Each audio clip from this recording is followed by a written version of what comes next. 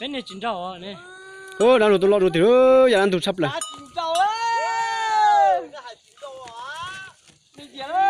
Tôi thả thế sao? Hả? Nhưng lo này mà.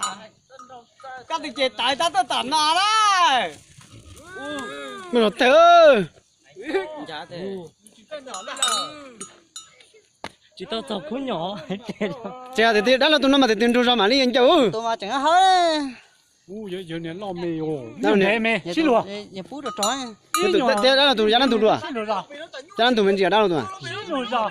Ừ, xin lỗi rồi. 今年得没生，我听养狗说， Tôi tận nói nghe tên gì đó.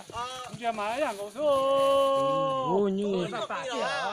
Nhưng lo đấy nhưng lo này. Đấy nó chỉ chế bà. Mấy gì này đó. Tức là tụi cũ Chế bà. Trong. Đó. Chế bà nè. Bà chỉ mà bà. Cho nhau xin rồi. Tôi đi. 老一养狗新罗啥？ Thì vào đây cái hai này có cho nhau xin rồi nên hết thuốc lính ừ. Đây chỉ cho tôi bà đi ơi. Trong. Ê, người tôi nhiều á. Nhiều. Nó có thể thì con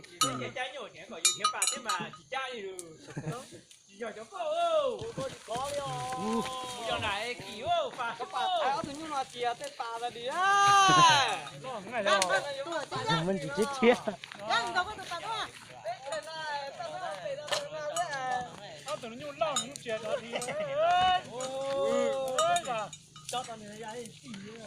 ，Mà nó thế ơi, tụi cũng tàn rồi nè.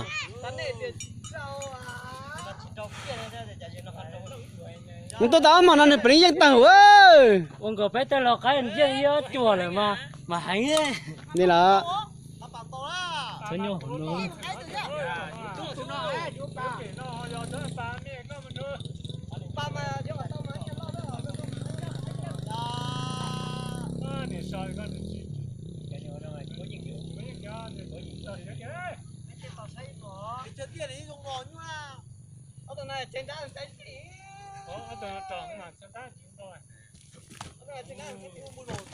ôi, tôi nhiều thật tật ơi.